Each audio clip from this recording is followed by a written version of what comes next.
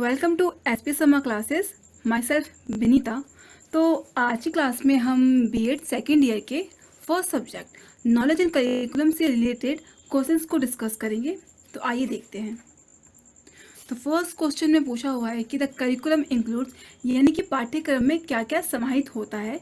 तो पहला है कि एम्स, सेकंड है गोल्स, थर्ड है ऑब्जेक्टिव्स और फोर्थ है ऑल ऑफ दिस। तो देखिए, पहली बात, जब हम पाठ्यक्रम की बात करते हैं तो इसके अंदर सिर्फ एक पक्ष नहीं आता है। उसके अंदर हमारे सामने एक बच्चे के विकास के लिए हमें किस तरह से नीतियाँ बनानी होगी, उसके पूरे संपूर्ण विकास के लिए, चाहे वो उसकी भावनात्मक विकास हो, चाहे नैतिक विकास हो, चाहे शारीरिक विकास हो। तो इसी को ध्यान में रखते हुए हम करिकुलम का करिकुलम बनाते हैं। तो इसके लिए हमें पहले एम्स भी देखने होंगे कि हमें क्या बच्चों का फ़ायदा होगा। गोल्स, यानी कि हम क्या उसके लिए क्या निर्धारण करेंगे, उससे उसका कितना विकास होगा। ऑब्जेक्टिव कि उसका क्या मतलब, वही सेम चीज़ है सारी, ठीक है। तो जब हम करिकुलम का निर्माण करते हैं, पाठ्यक्रम का निर्माण करते हैं ना, तो हमें ये सब चीज़ें ध्यान में देनी चाहिए। तो इस वजह से यहाँ पे all of these option correct हो जाता है। अब क्वेश्चन नंबर 2 में देखिए। क्वेश्चन नंबर 2 में बोला हुआ है कि technical, scientifical, non technical, non scientifical category of approaches for curriculum development was done by, यानी कि जो टेक्निकल और साइंटिफिक और नॉन टेक्निकल अप्रोचेस है वो किसके द्वारा दी गई थी पाठ्यक्रम के विकास के लिए। तो ये पहला ऑप्शन है ऑनस्टीन हैंकिंस, सेकेंड है हैंकिंस टेलर, थर्ड है टेलर्स ऑनस्टीन और फोर्थ है केयर्स एंड टेलर। तो देखो यहाँ पे क्या होगा, यहाँ पे हमारा ऑप्शन नंबर फर्स्ट करेक्ट हो जाता है, क्योंकि इन्होंने ही करिकुलम निर्माण के लिए ये बातें कही थी, टेक्निकल और नॉन टेक्निकल चीज़ें, ठीक है। तो यहाँ पे क्या हो गया, ऑप्शन नंबर फर्स्ट हमारा करेक्ट हो जाता है। अब क्वेश्चन नंबर 3 में देखिए। क्वेश्चन नंबर 3 में बोला हुआ है कि which of the following is are principle of curriculum construction, यानी कि जब हम पाठ्यक्रम का निर्माण करते हैं, करिकुलम का निर्माण करते हैं, तो हमें किन किन बातों का, सिद्धांतों का ध्यान रखना चाहिए। तो पहला है प्रिंसिपल ऑफ कोरिलेशन, यानी कि हमें ये ध्यान रखना चाहिए कि जो हमारा सब्जेक्ट है, हम कुछ भी कर रहे हैं, वो आपस में संबंधित है कि नहीं, उनका एक आपस में एक संगठन बन रहा है कि नहीं। सेकेंड है must include all the useful experience of human life, यानी कि हमें ये ध्यान देना ज़रूरी है कि जब हम करिकुलम का निर्माण करते हैं तो वो हम लोगों के जीवन से, जो ह्यूमन के एक्सपीरियंस होते हैं, महत्वपूर्ण चीज़ें, उससे संबंध रख रहा है कि नहीं। थर्ड है प्रिंसिपल ऑफ फ्लेक्सिबिलिटी, यानी कि अगर हम पाठ्यक्रम निर्माण करते हैं तो ऐसा ना हो कि जो हमने पाठ्यक्रम बच्चों के लिए बनाया है वो बहुत मुश्किल हो जाए, बल्कि वो लचीला होना चाहिए ताकि वो उसे समझ सके, ठीक है, या फिर कर सके।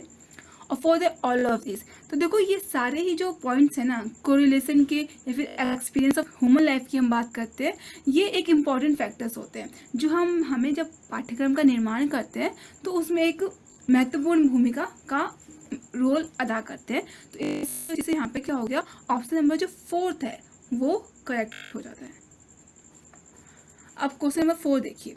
क्वेश्चन नंबर 4 में बोला हुआ है कि curriculum word is drive from, यानी कि जो करिकुलम शब्द है, जो पाठ्यक्रम शब्द होता है, वो किससे लिया गया है। पहला है लैटिन वर्ड करियर, सेकंड है ग्रीक वर्ड कुरियर, थर्ड है अमेरिकन वर्ड कुरियर और फोर्थ है नन ऑफ दिस। तो यहाँ पे हमारा ऑप्शन नंबर फर्स्ट जो है लैटिन वर्ड कुरियर जो है, कि ये क्या है, ये एक लैटिन शब्द है जो कि किससे लिया गया है, जो लैटिन कुरियर से लिया गया है और इसी से हमारा करिकुलम बना हुआ है। अब क्वेश्चन नंबर 5 देखिए।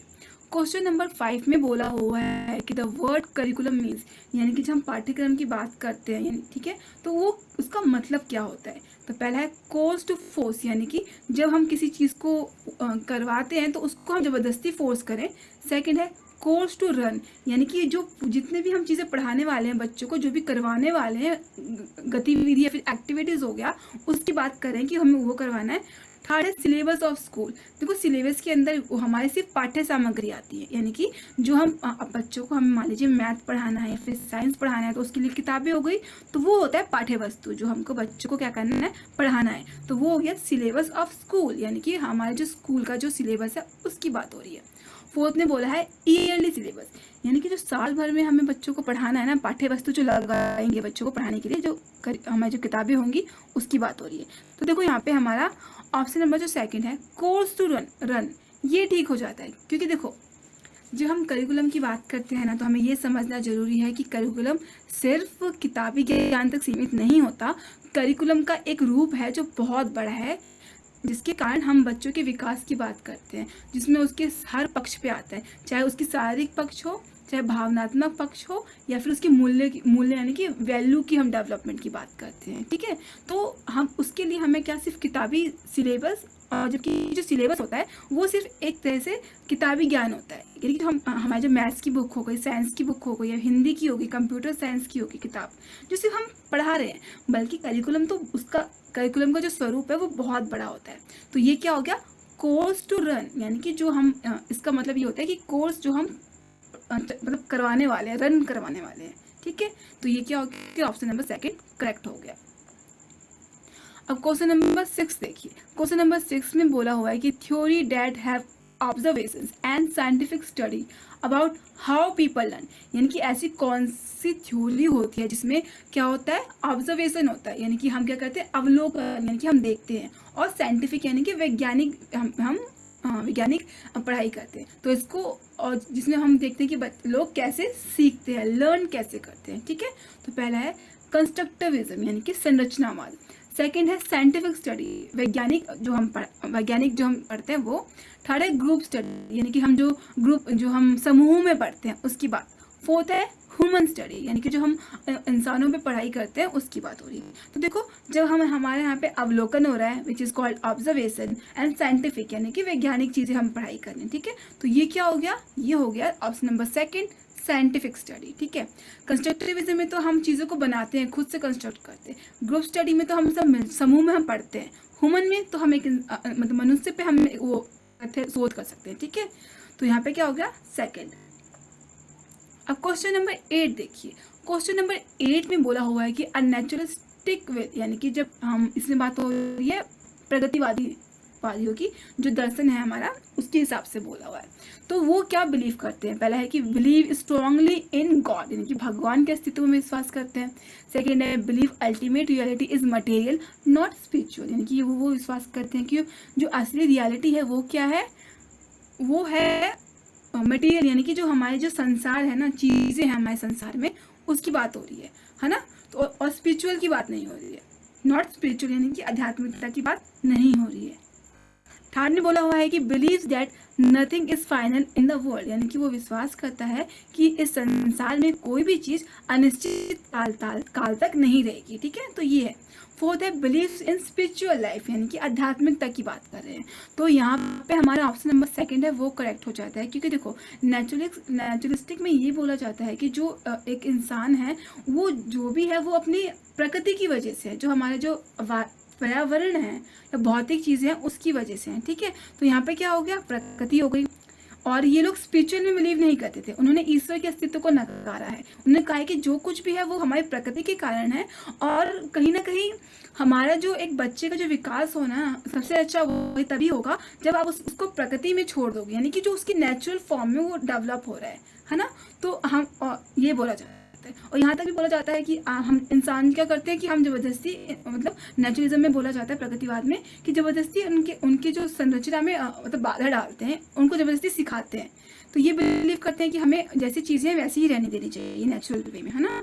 तो यहाँ पे हमारा ऑप्शन नंबर जो सेकंड है वो करेक्ट हो जाता है कि वो क्या बिलीव करते हैं, मटेरियल में, सच्चाई में बिलीव करते हैं, और स्पिरिचुअलिटी में बिलीव नहीं करते हैं, भगवान में बिलीव। ठीक है, तो यहाँ पे ऑप्शन नंबर सेकंड हमारा सही हो जाता है। अब क्वेश्चन नंबर 9 देखिए।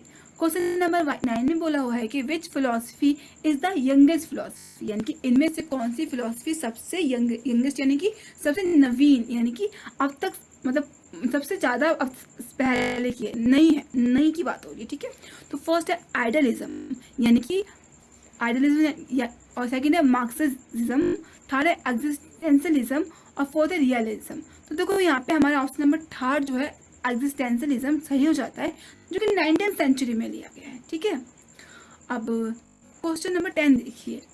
क्वेश्चन नंबर 10 में बोला हुआ है कि वो introduce existentialism was introduce by whom. Okay, तो इसका मतलब ये है कि जो अस्तित्ववाद है वो किसने, मतलब उसके जन्मदाता कौन है, या फिर किसने वो लेके आए थे। ठीक है, तो पहला है कि फर्स्ट है जेन थॉमस पीटर, सेकंड है जॉन लोकी, थर्ड है किर्केगार्ड और फोर्थ है टेलर श्रॉफ। तो यहाँ पे हमारा क्या हो गया, option number third which is Kierkegaard. Okay, अब क्वेश्चन नंबर 11 देखिए। क्वेश्चन नंबर 11 में बोला हुआ है कि जीन पॉल सार्टर वाज, यानी कि जो जीन पॉल सार्टर थे वो कौन थे।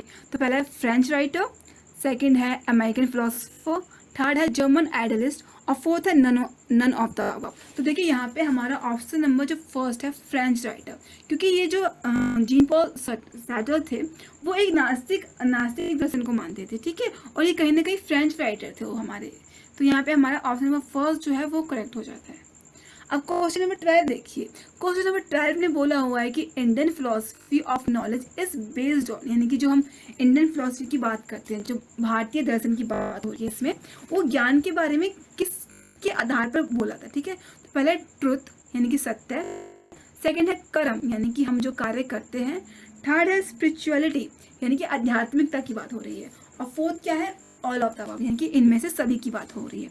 तो इसमें देखिए क्या होगा, इसमें पहली बात जो हम सत्य की बात करते हैं, ट्रुथ की बात करते हैं, तो इसमें होता है कि कि इसमें सत्य की खोज की जाए, आखिर जो रियलिटी क्या है।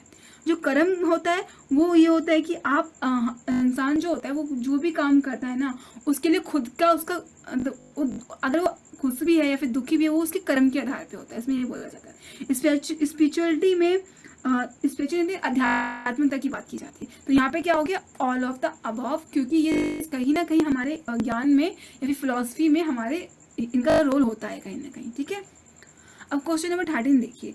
क्वेश्चन नंबर 13 में बोला हुआ है कि culmination of human experience and realisation in life, यानी कि जब हम एक इंसान क्या करता है, अपने अनुभव के आधार पर कुछ नवीन कल्मिनेशन यानी कि कुछ कुछ नवीन चीज़ें खुद को अनुभव करता है और अपने जीवन के बारे में क्या करता है, रियलाइज यानी कि अनुभव करता है। अनुभव और जीवन के बारे में दो चीज़ बोली गई हैं, ठीक है। तो ये क्या होता है, तो पहला है कि नोइंग यानी कि कुछ जान लेना, विजडम यानी कि ज्ञान की बात हो रही है, थर्ड है सोसाइटी यानी कि जो समाज है उसकी बात हो रही है, और फोर्थ है रियलाइजेशन। रियलाइजेशन यानी कि जब हम चीज़ों को कुछ जान लेते हैं, अनुभव कर लेते हैं, ठीक है। तो यहाँ पे क्या होगा, यहाँ पे हमारा विजडम होगा, क्योंकि देखो नोइंग सिर्फ एक जानकारी होती है, पर जब हम चीज़ों को अपने हिसाब से अपने अनुभव के आधार पर जानने लगते हैं या फिर जीवन के बारे में चीज़ों को समझने लगते हैं, तो वो पार्ट होता है विजडम का। जब हम हमारा जो ज्ञान होता है ना, वो एक किस अनुभव पे बेस्ड होता है, सिर्फ तथ्यों की चीज़ों पे नहीं होता। सोसाइटी तो होगा नहीं इसमें, और रियलाइजेशन यानी कि किसी चीज़ की जान लेना, ये भी नहीं होगा। तो विजडम क्या होता है, ज्ञान ऐसी चीज़ है जहाँ पे क्या होता है, हम चीज़ों को ह्यूमन एक्सपीरियंस का और जो लाइफ के बारे में हमारी जो सोच हो रही है, मतलब हम जो अनुभव करें उसकी बात होती है। अब क्वेश्चन नंबर 15 देखिए।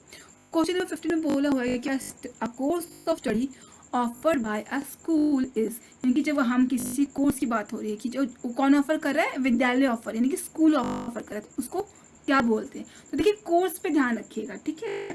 देखो पहला है सिलेबस यानी कि जो हमारा पाठ्य वस्तु होती है, सेकंड है करिकुलम जो हम कहते हैं पाठ्यक्रम को, थर्ड है फिलोसफी जिसको हम कहते हैं दर्शन, और परफॉर्मर यानी कि जो हम चीज़ें करते हैं, ठीक है।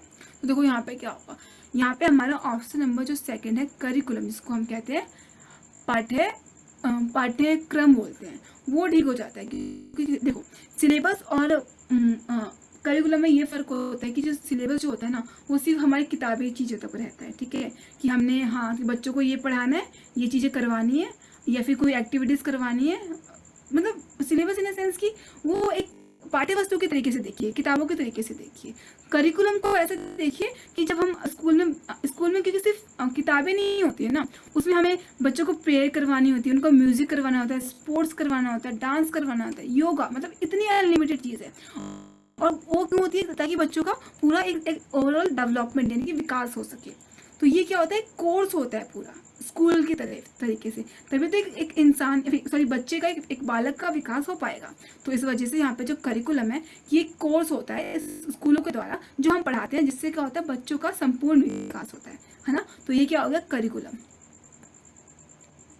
अब नेक्स्ट क्वेश्चन देखिए। नेक्स्ट क्वेश्चन में बोला हुआ है कि करिकुलम इंक्लूड्स, यानी कि जब हम पाठ्यक्रम को बनाते हैं ना, तो तब वो क्या क्या उसके अंदर इंक्लूड करेंगे। पहला है प्लानिंग, यानी कि हम जब पाठ्यक्रम बनाते हैं तो हम ये प्लान करेंगे कि हमें क्या क्या चीज़ें इसमें बच्चों के लिए निर्धारित करनी है। सेकेंड है डिज़ाइनिंग, यानी कि एक ब्लूप्रिंट बना के तैयार करेंगे कि हाँ ये सब चीज़ें करवानी है। थर्ड है इम्प्लीमेंटेशन, यानी कि हम क्या करेंगे, बच्चों के लिए क्या करेंगे, अब उन पे हम लागू करेंगे, इम्प्लीमेंट पूरे स्कूल में हर स्टूडेंट पे अपना करिकुलम एक तरह से यूज़ करेंगे। ठीक है, तो देखो यहाँ पे क्या होगा, यहाँ पे सारे ऑप्शंस करेक्ट है, क्योंकि देखो अगर हम करिकुलम की बात करते हैं, जो ऑप्शन नंबर 4 है वो करेक्ट हो जाता है, क्योंकि जब करिकुलम की बात हुई है तो प्लानिंग तो होगी ही, है ना, और डिज़ाइनिंग भी होगी। क्योंकि अगर हम प्लान नहीं करेंगे तो हमें पता कैसे चले, हमें हम कैसे करेंगे कि हमें बच्चों को क्या क्या करना है। डिज़ाइनिंग भी ज़रूरी है, क्योंकि पाठ्यक्रम के लिए हमें सब कुछ चाहिए। इम्प्लीमेंटेशन, यानी कि हमें अब उसको पारित करना भी हमें आना चाहिए, है ना, इम्प्लीमेंट पारित करना। तो यहाँ पे क्या हो गया, ऑल ऑफ द अबव यहाँ पे करेक्ट हो जाता है। क्वेश्चन नंबर 17 देखिए।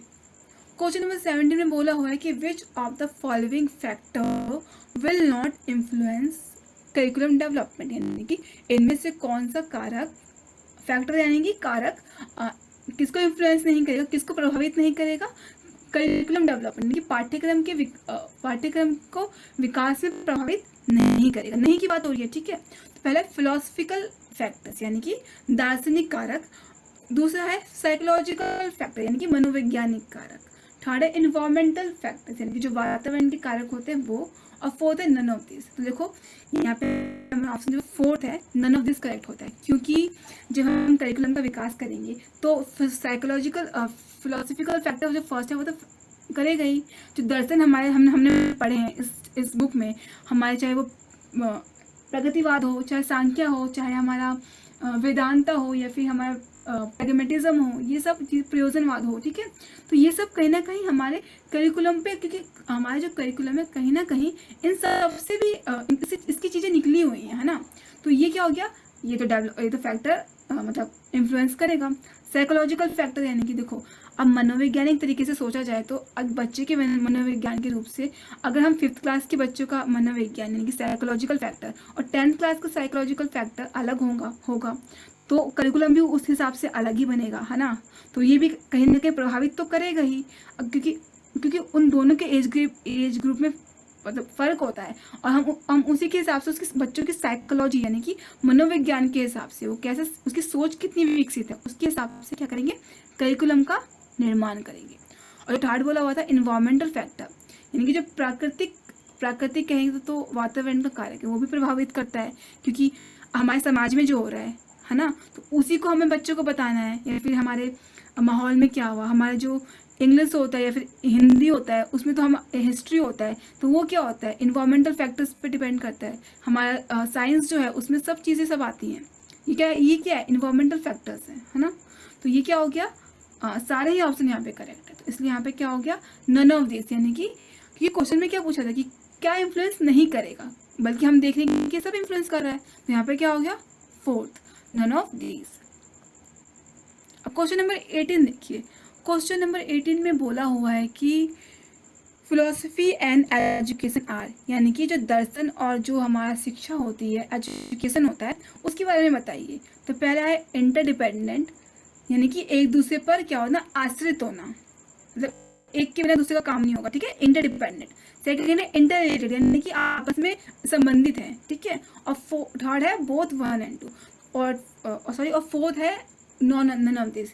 तो यहाँ पे हमारा थर्ड जो है बोथ 1 and 2 वो करेक्ट हो जाता है, क्योंकि जो दर्शन होता है वो जो शिक्षा होती है वो कहीं ना कहीं आपस में संबंधित है और एक दूसरे पर आश्रित भी है। क्योंकि हमने जो दर्शन पढ़े इतने सारे, सांख्य फिलॉसफी हो गया, वेदांता फिलॉसफी हो गया, और ये या फिर हम कह सकते हैं कि हम पढ़ते हैं प्रयोजनवाद हो गया, प्रैग्मेटिज्म हो गया, है ना। तो ये कहीं ना कहीं ये हमारे एजुकेशन सिस्टम पे भी क्या कह रहे हैं डिपेंड कर रहा है। हम उसको यूज़ कर रहे हैं हम बच्चों को पढ़ाने के लिए किसी न किसी, जैसे हम प्रैग्मेटिज्म की बात करते हैं, ठीक है, एक एग्जाम्पल देती हूँ। तो उसमें क्या था कि हम प्रयोजनवाद, उसमें ये था कि हमें चीज़ों को टाइम के साथ चेंज करता रहना चाहिए, जो हमारा अप टू डेट इन्वायरमेंट है उसके हिसाब से वो व्यवहारवाद पे यानी कि चेंजेस पे बिलीव करते हैं। तो वो भी देखा जाए तो ये हमारे एजुकेशन में है ना। तो ये क्या हो गया इंटरडिपेंडेंट और इंटर रिलेटेड यानी कि आपस में संबंधित होना, ठीक है। तो ये यहाँ पे ऑप्शन नंबर जो थर्ड है वो करेक्ट हो जाता है। अब क्वेश्चन नंबर 19 देखिए। क्वेश्चन नंबर 19 में बोला हुआ है कि process through which we can get the exact idea, यानी कि ऐसा कौन सा प्रोसेस है जिससे हम ये एक आइडिया ले लेते हैं, है ना, कि of what student have actually learned in the teaching, यानी कि हम आइडिया ले लेते हैं कि बच्चों ने आखिर क्या सीखा है, जो हमने उनको टीचिंग करा दी है, यानी कि हमने उनको पढ़ा दिया है तो उन्होंने क्या सीखा है। तो पहला है फीडबैक। फीडबैक यानी कि प्रतिपुष्टि, यानी कि हम क्या करते हैं, जब बच्चे पढ़ लेते हैं क्लास ओवर होने के बाद, हम ये जानना चाहते हैं कि बच्चों को कितना आया, तो हम उनसे पूछेंगे।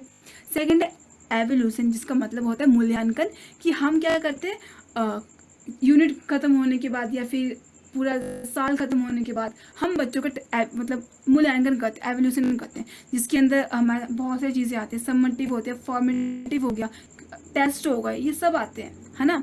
तो और थर्ड था क्वेश्चन आंसर्स। तो क्वेश्चन आंसर्स में तो खाली हम क्वेश्चन आंसर्स पूछेंगे, for the none of this.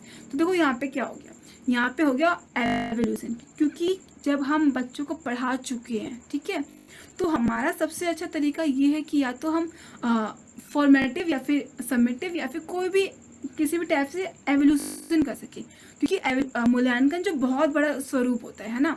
तो इस तरीके से चाहे वो समेटिव हो या चाहे फॉर्मेटिव हो, चाहे संकलात्मक हो या फिर ठीक है, तो इस तरीके से हम बच्चों को ये जानने के लिए कि उन्होंने कितना सीखा है, हम क्या करेंगे, उनका मूल्यांकन करेंगे, जिस कॉल्ड एवोल्यूशन, राइट। तो अब हम नेक्स्ट क्वेश्चन देखते हैं। तो नेक्स्ट क्वेश्चन में पूछा हुआ है कि एक्सप्लेनेशन इज, यानी कि एक्सप्लेनेशन यानी कि जब हम चीज़ों को समझाते हैं तो वो क्या है, ठीक है। तो पहला प्रैक्टिकल नॉलेज, यानी कि जो हम चीज़ें प्रायोगिक रूप से जो ज्ञान अर्जित करते हैं उसकी बात हो रही है। सेकेंड है थ्योरेटिकल नॉलेज। थ्योरेटिकल यानी कि जो हम थ्योरी बच्चों को पढ़ाते हैं, चाहे साइंस में पढ़ाएं, चाहे हम मैथ्स के पढ़ाएं, चाहे हम सोशल साइंस की थ्योरी, यानी कि हमारे जो हम पढ़ाते हैं बच्चों को, ठीक है, वो हो गया थ्योरेटिकल नॉलेज। यहाँ पे हम क्या करते हैं, सिर्फ बच्चों को ज्ञान देते हैं, थ्योरी के आधार पे समझाते हैं, ठीक है। थर्ड है सेल्फ नॉलेज। सेल्फ नॉलेज मतलब कि हम कैसे हम खुद की नॉलेज को बढ़ा रहे हैं। और फोर्थ है फिलोसॉफिकल नॉलेज, जो हम दर्शन के जो ज्ञान देते हैं बच्चों को, उसकी बात हो रही है। तो देखिए यहाँ पे जब हम चीज़ों को एक्सप्लेन करेंगे, समझाएंगे, वो क्या हो गया, थियोरेटिकल नॉलेज।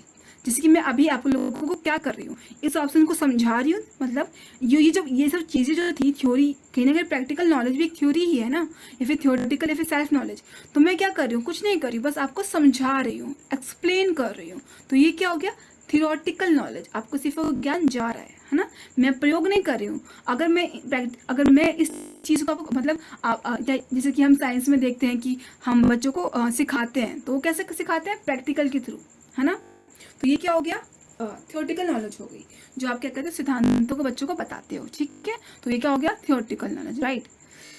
अब क्वेश्चन नंबर 21 देखिए।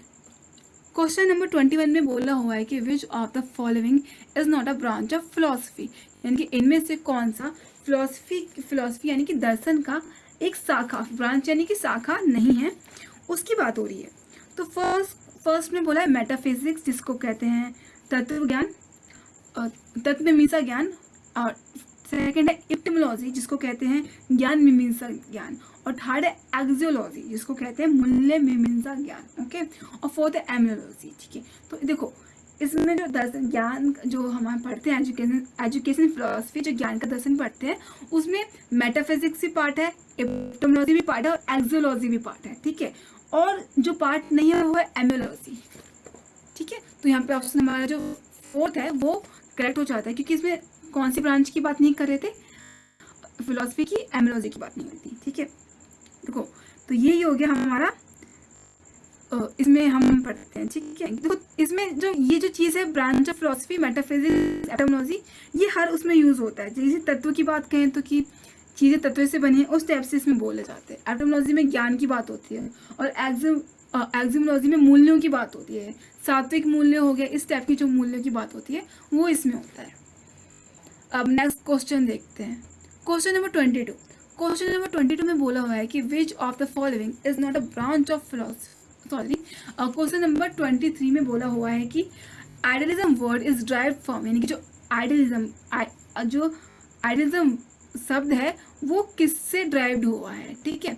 तो पहला है आइडिया, सेकंड है आइडल, और थर्ड है बोथ 1 and 2 और फोर्थ है आइडल एयर। तो देखो यहाँ पे क्या है, यहाँ पे हमारा ऑप्शन नंबर जो थर्ड है वो करेक्ट हो जाता है, जिसमें ये बोला हुआ है कि जो ये जो शब्द है वो किससे बना है, आइडिया प्लस आइडलिज्म।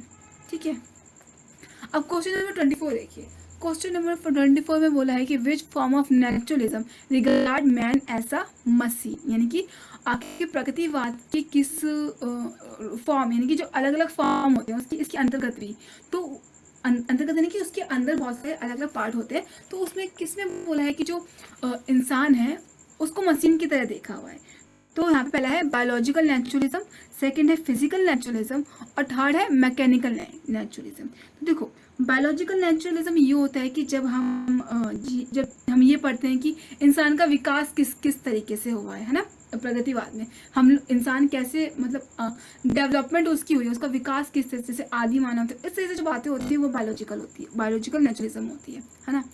और जो सेकंड है फिजिकल नेचुरलिज्म, इसके अंदर हम पदार्थों की बात करते हैं, मटेरियल की बात करते हैं कि जो इस संसार में जो चीज़ें हैं वो सत्य क्या है, मेटेरियलिस्टिक चीज़ें हैं, जो फिजिकल चीज़ें होती है जो दिख रही है, फिजिकल इन द सेंस की जो चीज़ें हमारे सामने मौजूद है रियलिटी में, वो होता है फिजिकल। ठीक है, और जो थर्ड है मैकेनिकल नेचुरलिज्म, तो मैकेनिकल नेचुरलिज्म की बात होती है यंत्र की चीज़ की बात होती है कि जो इंसान है वो कैसे काम कर रहा है यंत्र की तरह, जैसे कि हर एक इंसान जो होता है, बच्चा जो होता है, कुछ भी कह लो कि जब उसका जब जैसे जैसे बड़ा होता है ना तो वो बाहरी फैक्टरों से प्रभावित होता है, यंत्र की उसके उससे होता है ना, और वो उसी के हिसाब से वो ढल जाता है, मतलब हम उसको एज अ उसकी तरह देखते हैं, हम तो मैकेनिकल के रूप में बात होती है इसमें यंत्रवादी के तरीके से।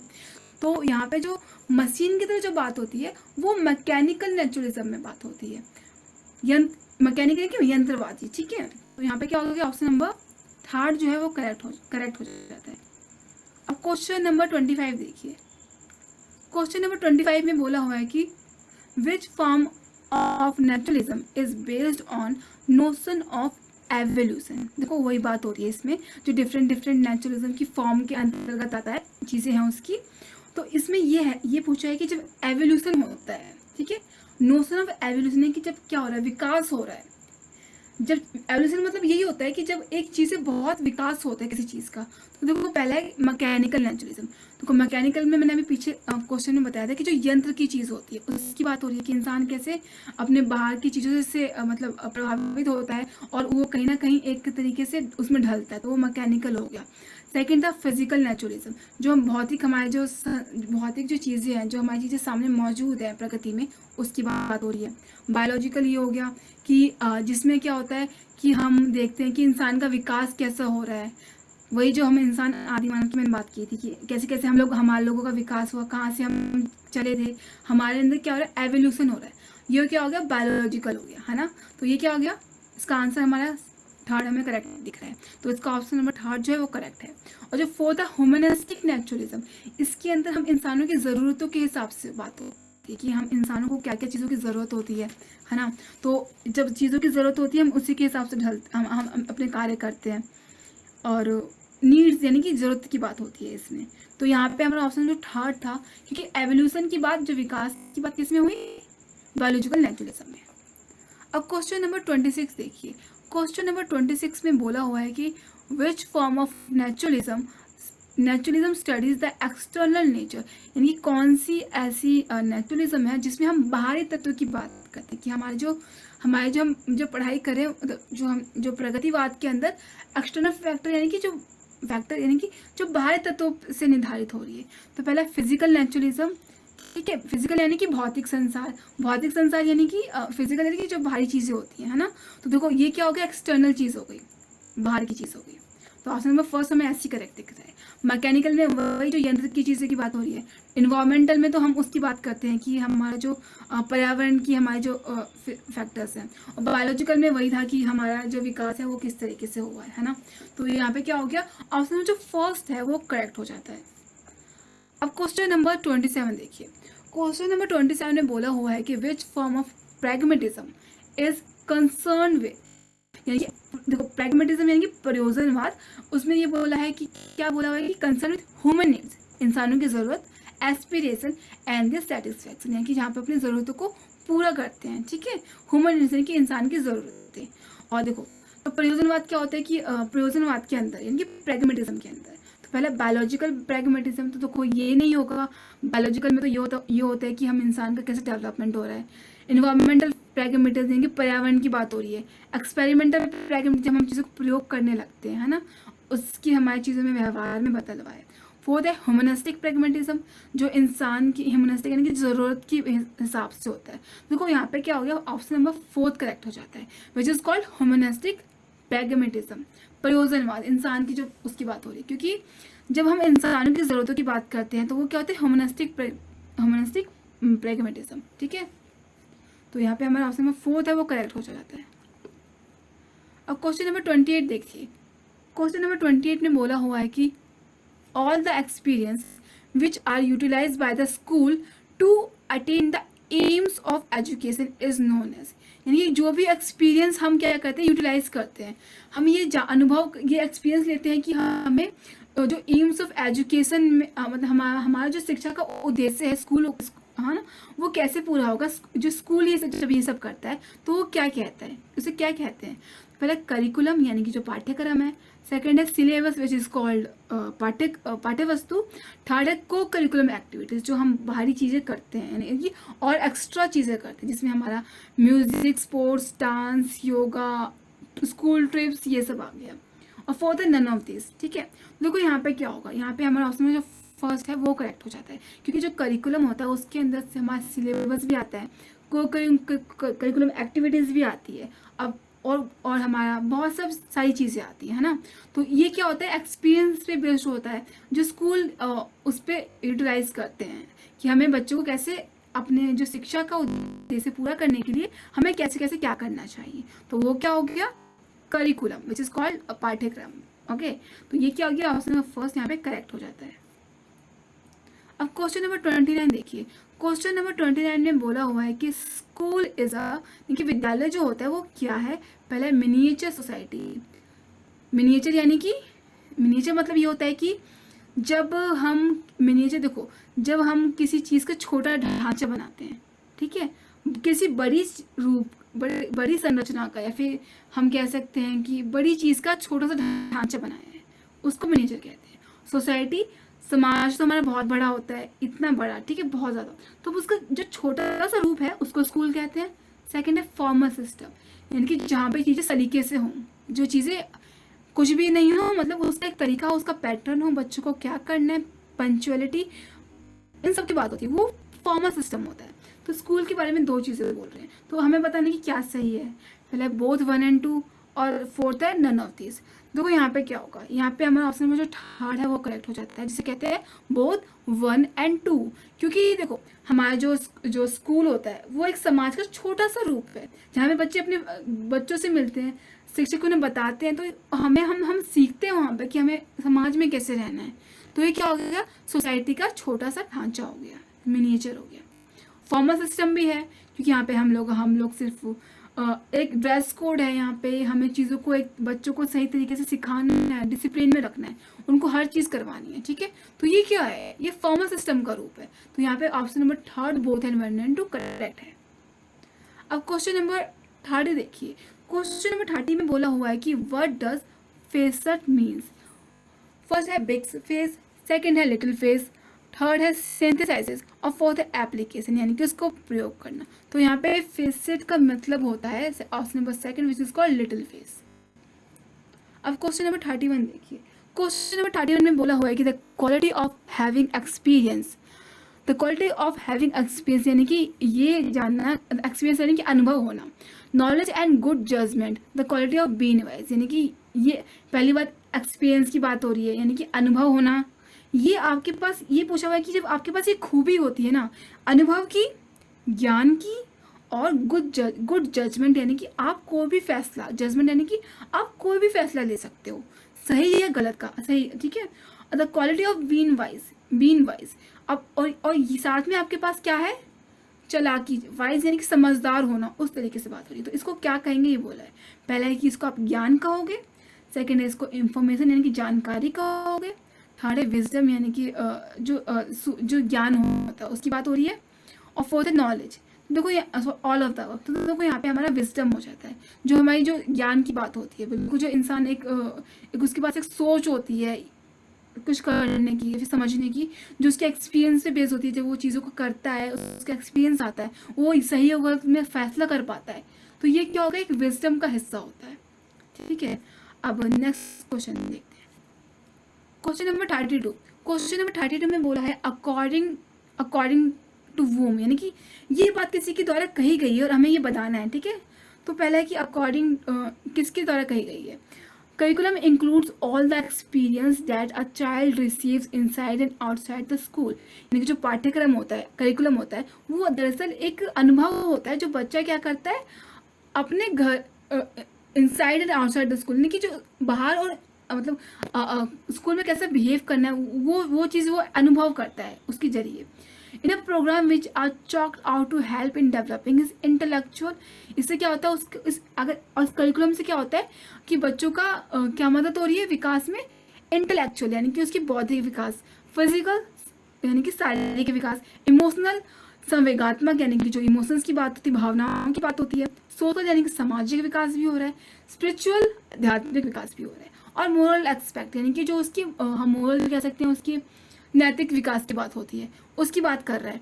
तो देखो यहाँ पे क्या हुआ, यहाँ पे ये जो बातें कही गई हैं वो क्रो एंड क्रो के जरिए कही गई है, जो हमारे जो ये थे उन्होंने ये कहा है। ठीक है, जेम्स मैकवर्ड ने नहीं कहा, हरलॉक ने नहीं कहा, टेलर ने भी नहीं कहा। तो यहाँ पे क्या हो गया, option number first crow and crow. अब क्वेश्चन नंबर 33 देखिए। क्वेश्चन नंबर 33 में बोला हुआ है कि which of the following statement is true, यानी कि इनमें से कौन सी बात सही है। तो पहला बोला है कि curriculum is based on the social aspiration of society, यानी कि ये किस पे निर्भर करता है, हमारे जो समाज में जो चीज़ें हो रही है ना, एस्पिरेशन, उससे ये कहने का लिंक है।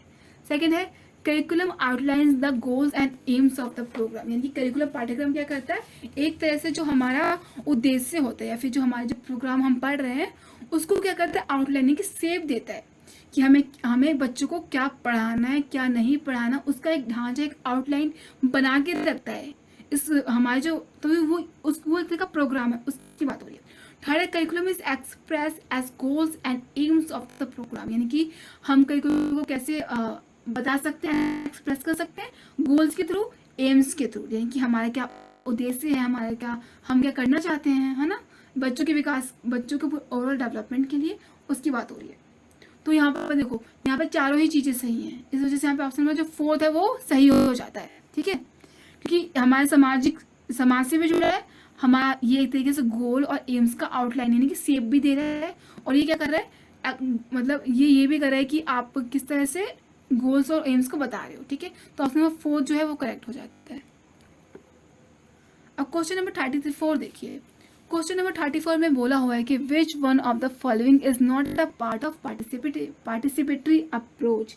तो देखो यहाँ पे हम इसे करिकुलम से जोड़ के देखते हैं, क्योंकि देखो जब हमारा करिकुलम बनता है ना, तो क्या होता है कि हमें इससे बनाने के लिए हमें लोगों की ज़रूरत पड़ती है। ठीक है, जैसे कि हमें अगर करिकुलम बनाना है तो हमें किस किस की मदद लेनी पड़ेगी, हमें टीचर्स की ज़रूरत होगी, हमको पेरेंट्स की ज़रूरत होगी, हमको मनोवैज्ञानिक यानी कि एक साइकोलॉजिस्ट की भी ज़रूरत पड़ेगी जो बच्चों को पता है, और जो हमारे जो एजुकेशनलिस्ट जितने बड़े बड़े भी जो डिपार्टमेंट है उसकी ज़रूरत पड़ती है। तो ये सब मिलकर क्या करते हैं, पार्टिसिपेटरी अप्रोच, मिलकर करिकुलम की डेवलपमेंट करते हैं। और तो हमें यही बता रहे हैं इसमें कि इनमें से कौन सा पार्ट इनमें से नहीं है। पहले जनरल, फर्स्ट ऑप्शन था जनरल कॉन्सेप्ट रिगार्डिंग करिकुलम, यानी कि क्या हो रहा है कि अब इन सब लोगों का एक जनरल कॉन्सेप्ट होना चाहिए, यानी कि अगर हम पढ़ा रहे हैं तो इन सब का मतलब करिकुलम बना रहे हैं, पाठ्यक्रम बना रहे हैं, तो इन सब लोगों का एक मिला जुला एक अप्रोच होनी चाहिए, यानी कि एक उनकी सोच होनी चाहिए, कॉन्सेप्ट होना चाहिए हमें पाठ्यक्रम को लेके, है ना, कि हमें बच्चों को क्या पढ़ाना है और क्यों पढ़ाना है, उसका रीज़न तो होना चाहिए, तो एक जनरल बात आनी चाहिए। सेकेंड है क्रिटिकली एनालिसिस एंड रिफ्लेक्टिंग, अगर वो करिकुलम बन रहा है तो बहुत अच्छी तरीके से उसका एनालिसिस यानी कि विश्लेषण होना चाहिए उसका, रिफ्लेक्टिंग यानी कि उससे क्या प्रभाव पड़ेगा बच्चों पे, है ना, उस करिकुलम का, ये भी होना चाहिए। फिर है नॉट यूज ऑफ एवोल्यूशन, यानी कि हम इसमें मूल्यांकन, हम ये करेंगे कि करिकुलम में मूल्यांकन नहीं करेंगे। ठीक है, ये चीज़ बोल रहे हैं। फोर्थ है डेवलपिंग स्ट्रेटजीज फॉर एक्शन। अब हमें ये देखना पड़ेगा कि हम करिकुलम को निर्धारित करने के लिए, पारित करने के लिए हम स्ट्रेटजीज यानी कि क्या क्या चीज़ें बना सकते हैं। ठीक है, देखो यहाँ पे क्या होगा, यहाँ पे देखो पहली बात ऑप्शन नंबर जो थर्ड है वो यहाँ पे करेक्ट होता है, क्योंकि ये इसका पार्ट नहीं होगा। क्योंकि अगर हम पार्टिसिपेटरी अप्रोच ला रहे हैं तो ये बात तो सामने आएगी ही ना कि हमें बच्चों को एवेल्यूट करना है, यानी कि उनका मूल्यांकन करना है, तो करिकुलम का ये भी हिस्सा होगा। बल्कि जो हमारा जनरल कॉन्सेप्ट है वो भी होगा कि सब लोगों की बात, अब एक बात निकलेगी कि हाँ हमें ये चीज़ पढ़ानी है, तो वो तो होगी। क्रिटिकल एनालिसिस भी ज़रूरी है, क्योंकि हमें चीज़ों को देखना पड़ेगा क्या सही है उन बच्चों के लिए, क्या गलत है। फोर्थ हम स्ट्रेटेजी भी हमें बनानी पड़ेगी, कैसे हमें उन्हें पढ़ाना है। तो यहाँ पे क्या हो गया, ऑप्शन नंबर जो था वो सही नहीं था। अब क्वेश्चन नंबर 35 देखिए। क्वेश्चन नंबर 35 में बोला हुआ है कि dash is a combination of some factor which help in planning of an educational programme. यानी कि देखो फर्स्ट ये बोल रहा है कि हमें दो चीज़ बतानी है इस क्वेश्चन में। ठीक है, तो पहला चीज़ में ये बोला है कि ये जो चीज़ होती है ना वो एक्चुअली कॉम्बिनेशन है कि बहुत सारी चीज़ों का, कुछ कुछ चीज़ों का फैक्टर्स पे का एक मिला जुला रूप होता है, और जिसकी वजह से हम अपने जो बच्चों को एजुकेशन प्रोग्राम के जरिए जो हम पढ़ा रहे हैं ना, उससे क्या होगा, वो एक तरह से हेल्प, मदद मिलेगी हमें कि हमें क्या पढ़ाना है। ठीक है, पहली चीज़ ये है। सेकंड बोला है कि whereas a dash covers the portion of what topic should be taught in the particular subject. दूसरी बोला है कि ये जो दूसरी चीज़ ये होगी कि ये छोटा सा हिस्सा होगा कि हम बच्चों को एक विषय होगा, टॉपिक यानी कि विषय होगा कि हम बच्चों को पढ़ाना क्या है। ठीक है, सब्जेक्ट्स की बात हो रही है। तो पहला ऑप्शन है करिकुलम एंड सिलेबस, यानी कि करिकुलम जो होता है वो बहुत बड़ा कॉम्बिनेशन है, यानी कि बहुत सारे फैक्टर्स का कॉम्बिनेशन है। सिलेबस क्या है, पोर्शन है टॉपिक का। सेकंड बोल रहा है कि सिलेबस एक बहुत बड़ा कॉम्बिनेशन होता है और करिकुलम छोटा होता है। थर्ड है कोर्स और सिलेबस, यानी कि कोर्स बहुत बड़ा होता है, सिलेबस छोटा होता है। और फोर्थ है करिकुलम एंड कंटेंट। करिकुलम यानी कि जो हमारा हम पढ़ा रहे हैं पूरा, उसकी बात हो रही है, कंटेंट की बात हो रही है। तो यहाँ पे क्या होगा, यहाँ पे हमारा जो करिकुलम है वो होगा, क्योंकि यहाँ पे जो करिकुलम है वो सम फैक्टर्स की बात हो रही है। ठीक है, और जो सिलेबस है वो एक छोटे फैक्टर्स की बात हो रही है। तो यहाँ पे क्या हो गया, option number first curriculum and syllabus यहाँ पे हमारा करेक्ट हो जाता है। करिकुलम क्या हो गया, बहुत बड़ा रूप होता है। ठीक है, और कॉम्बिनेशन और कुछ कुछ चीज़ों का क्या कहते हैं, फैक्टर्स, कुछ कुछ चीज़ों के फैक्टर्स होते हैं कि हमें बच्चों को कैसे पढ़ाना है, क्या क्या चीज़ इस्तेमाल करनी है, उनकी सोशल डेवलपमेंट में, उनकी फिजिकल डेवलपमेंट में, उनके इंटेलेक्चुअल फैक्टर्स में क्या क्या चीज़ें यूज़ होंगी। तो इस वजह से यहाँ पे क्या हो, ऑप्शन नंबर फर्स्ट जो है वो करेक्ट हो जाता है। अब क्वेश्चन नंबर 36 देखिए। क्वेश्चन नंबर 36 में बोला हुआ है कि dash is the document that contains the portion of the concept in a subject. यानी कि ये जो चीज़ है वो क्या होता है, एक डॉक्यूमेंट है जिसमें एक छोटा सा, देखो पोर्शन क्या हो, छोटा सा हिस्सा होता है सब्जेक्ट के कॉन्सेप्ट का, जो हम पढ़ाने वाले हैं उसके कॉन्सेप्ट का क्या है, एक छोटा सा हिस्सा है। ठीक है, तो पहला है कि सिलेबस, सेकेंड है करिकुलम, थर्ड है कंटेंट और फोर्थ है कोर्स। तो यहाँ पे देखो सिलेबस क्या हो गया, छोटा सा हिस्सा होता है। करिकुलम बहुत बड़ा, वाइड, उसका एरिया बहुत वाइड होता है, बहुत बड़ा होता है, पूरे जो साल में जो हमें पढ़ाना है, क्या करवाना है, वो हो गया। कंटेंट तो सिर्फ हमारी जो हमें बच्चों को सब्जेक्ट्स में जो हम पढ़ाते हैं कंटेंट, वो हो गया। कोर्स क्या हो गया, पूरा जो हम पूरा पढ़ाएंगे बच्चों को, वो चीज़ है। तो यहाँ पे देखो पोर्शन की बात की गई है, छोटा सा रूप की बात की गई है, तो वो क्या हो गया, डॉक्यूमेंट क्या है हमारे पास, सिलेबस, पाठ्य वस्तु जो हमें बच्चों को पढ़ानी है। ठीक है, तो यहाँ पे क्या हो गया, फर्स्ट करेक्ट हो जाता है। अब क्वेश्चन नंबर 37 देखिए। क्वेश्चन नंबर 37 में बोला हुआ है कि सिलेबस इज ए फर्स्ट है लैटिन टर्म, सेकंड है ग्रीक टर्म, थर्ड है अमेरिकन टर्म और फोर्थ है पर्शियन टर्म। देखो यहाँ पे क्या हो गया, यहाँ पे हमारा ऑप्शन नंबर जो सेकंड है ग्रीक टर्म वो करेक्ट हो जाता है, क्योंकि सिलेबस इसी सब से लिया गया है। अब क्वेश्चन नंबर 38 देखिए। क्वेश्चन नंबर 38 में बोला हुआ है कि which of the following statement is incorrect, यानी कि इनमें से कौन से जो स्टेटमेंट है वो इनकरेक्ट है। तो फर्स्ट है syllabus is for fix term normally a year. तो क्या बोल रहा है कि जो सिलेबस होता है वो एक निश्चित होता है और सामान्य रूप से क्या होता है कि ये एक साल के लिए ही होता है। और तो ये बात ठीक है। सेकंड है syllabus is narrow in space. Narrow मतलब छोटा, नैरो जब नैरो होता है संकीर्ण, कहते हैं ना संकीर्ण गलियां, फिर नैरो नैरो नैरो ना छोटा, ये बात सही है क्योंकि सिलेबस का छोटा रूप होता है, करिकुलम बड़ा होता है, सिलेबस छोटा होता है। Third syllabus is prescriptive in nature, यानी कि ये बहुत ही फैलाव, सिलेबस बहुत बड़ा होता है। प्रिस्क्रिप्टिव, उसका जो प्रकृति है उसकी तो बहुत प्रिस्क्रिप्टिव होती है, यानी कि बड़ी होती है। सेकंड है सिलेबस इज ग्रेट टर्म, तो ये बात भी ठीक है ना।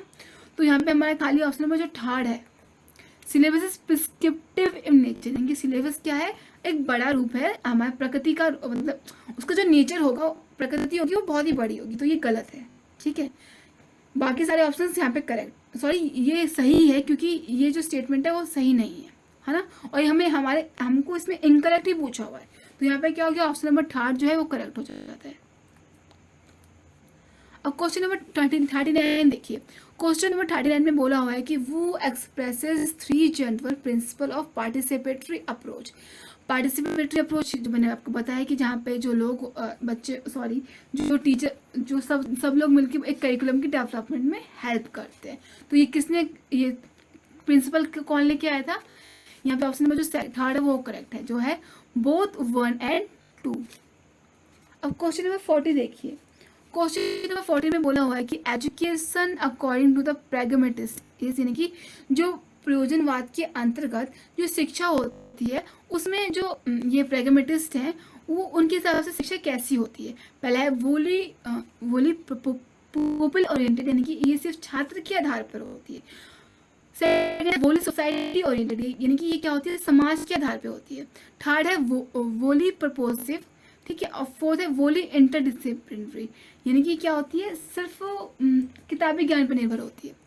तो देखिए जब प्रैग्मेटिस्ट होते हैं वो एक चीज़ पे विश्वास करते थे कि जो हमें बच्चों को पढ़ाई करवानी है तो ना ही हमें उनको खुली छूट देनी है, मतलब कि उनको जो करना है वो करो, वो नहीं होगा।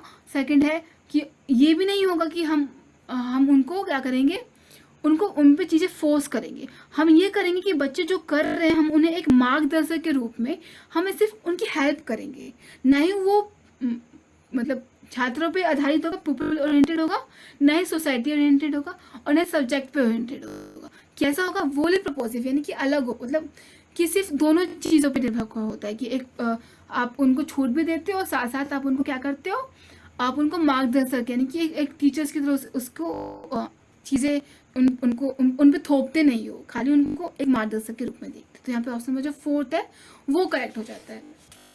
तो ये थे हमारे आज के क्वेश्चंस। नेक्स्ट क्लास में हम पेपर सेकंड जो है उसकी क्वेश्चंस डिस्कस करेंगे। तो आज क्लास के लिए बस इतना ही।